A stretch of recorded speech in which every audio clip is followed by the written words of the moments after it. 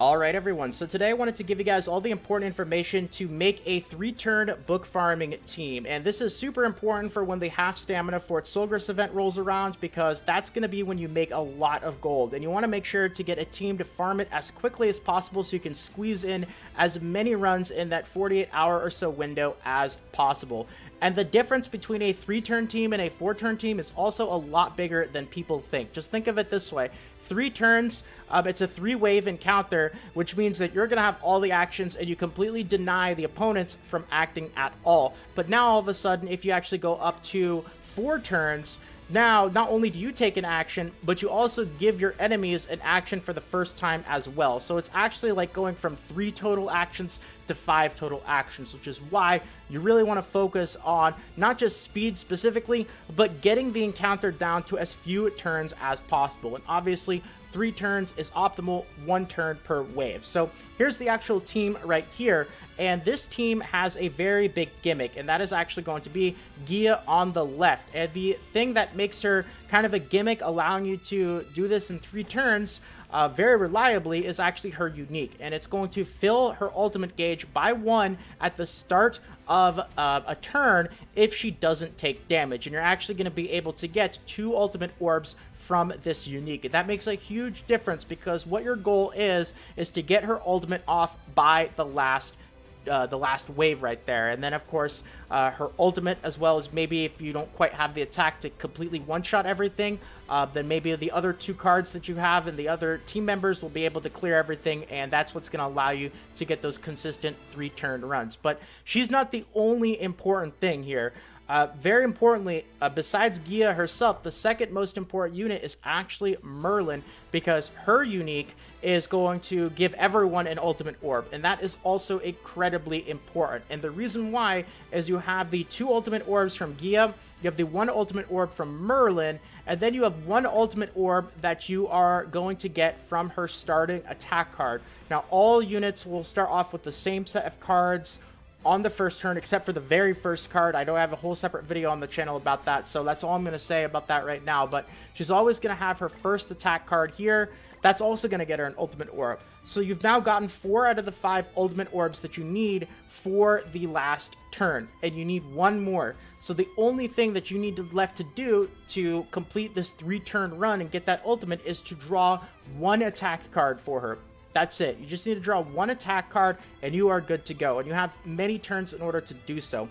Now, I will say, though, there is still a small chance that you don't actually draw the attack card if you get really unlucky. And that's going to be, you know, maybe the 10% of the time or so that you'll see a 4-turn run instead of a 3-turn. So it's not 100%, but this is about as close as we can get. So now, also really importantly, you know, there's been some debate about her other card here, which obviously is no good for the purpose that we're using her. We're trying to clear things as quick as possible, so debuff card is no good. Now, I've found, though, that the AI never tends to default to the debuff card when it comes to book farming, and if you do not find that to actually be the case, really importantly, make sure that you have your AI settings on offensive. That's super important. I believe the default setting is balanced. You might have even accidentally ticked it over to defensive. Just make sure it's on offensive, then go back and test it, and you should see that not only among her 2 cards, but also I found that it's just among all cards, even Hauser and Gother's cards, which I would think the AI would tend to use Hauser's cards first because he's, I guess, technically considered better. But no, it actually still prioritizes Gia's card. I think it has to do with the fact that it has a debuff attached on it. So it's absolutely great. You draw 1 card during the encounter and you are good to go. But there's still some other really important things as well. So, you know, you've got her passive. Merlin is very important. Now, the actual damage that you do on her ultimate is also really, really important. So, obviously, you want to get her to 6 out of 6 as possible. Now, she is an SR, so that's good news. Is obviously, if she was an SSR, that would be whale talk right there. But considering that she is an SR, remember, this is blue Gia, not red Gia. That's going to make it a lot easier to get her up to 6 out of 6. So that should give you the damage that you are looking for on the ultimate. And it doesn't actually have to one-shot. I will say that as well. You have to keep in mind that you still have 2 other cards on the last turn besides her ultimate. So, like, as long as you get close, hopefully the other 2 cards that, you know, whoever in your team uses them, whether it's Hauser, Gother or another one of her attack cards, whatever, you know, if that finishes things up, that's fine. So don't worry about feeling like it absolutely always has to one-shot 100% of the time, as long as it's close enough for the other cards to finish things off. But, you know, having her ultimate at 6 out of 6 and having high stats is also pretty important. So, you know, what I've heard and what I've done through testing is you're looking at around trying to get 10,000 attack is kind of the point.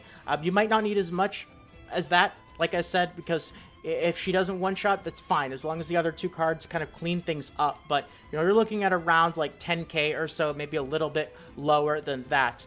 And if you're looking for ways to boost it, the associations are really, really important. So, obviously, her absolute best association is going to be Jericho. It's actually going to be the SSR Jericho if you can, but, you know, you would have to have SSR Jericho at 6 out of 6 because that's going to end up giving you the, you know, 10%, right? So, you know, as you increase the ultimate of associations, they're going to give you more stats.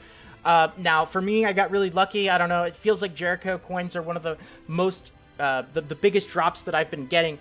If you don't have that as an option available to you, actually consider just using any SSR that you've managed to get all the way up to 6 out of 6. Even if it doesn't actually give you the bonus, the extra stats compared to using SR might actually be worth it.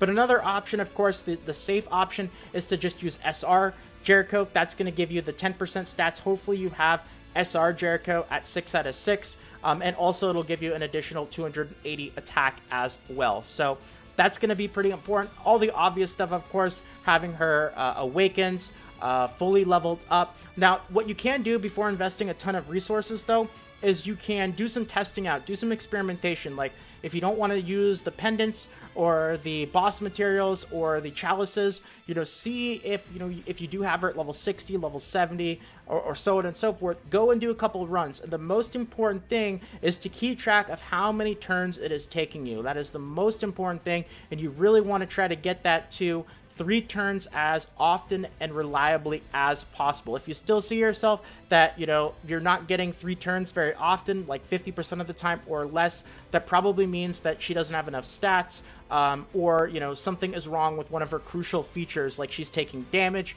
maybe you don't have Merlin, you know, one of those things right there. So, a couple of other really important things as well. Let's actually head into the options here, and then I'm going to head in and do an example run, maybe even 2, so you guys can actually see exactly how this team functions. But really important here, play speed. Make sure that it's on ultra. You want to make sure to do everything that you can to speed this run up. Obviously, I talked about it already, AI settings on offensive. You want your ×2 speed on. I know a couple of nights I accidentally forgot to keep it ticked on. I woke up and I saw I didn't have nearly as many runs as I thought. Just quite simply didn't have the ×2 runs on. Ultimate animations as well. Very important, make sure that you have that off. And for you personally, check power saving mode. Now, I don't know if this applies to everyone, but for me, I found for some reason, you know, at the beginning and end of runs, when I have power saving mode on, it hangs up the game for like 5 to 10 seconds, which doesn't happen when I have power saving disabled. I don't know why. I don't know if that's true for everyone, but do some testing out and actually see, you know, if your runs speed up by kind of adjusting all of this stuff right here. Now, one last thing I'll say before actually heading into the run here is a lot of people have asked me, like, is it super important to actually keep her on the very left side right here? The reason why I keep her on the left side is there is a possibility that when you draw into your first turn cards, only one of them is going to be random, and it's that very first one. And your left unit actually has a chance to have a natural merge right away, right off the bat on their first turn. And that's going to eliminate the need in order to even draw another attack card. So it's unlikely. It only happens, I think, 1/6 of the time. But if it does happen, it just makes things a little bit easier. Only important thing to note about that is do some testing and make sure that you haven't done anything to accidentally have her ultimate go off too early, like on the second wave. I don't know if it's a problem. I've never personally had that problem myself, even keeping her on the left side, but just make sure that, you know, obviously her ultimate is going off on the last wave and not one of the other waves. So, all right, let's go ahead and head in here and do a couple of runs. I think I've mentioned everything important. So obviously this is for red books as well. That's going to be the fastest. So let's go to the SP dungeon and let's head into red books here.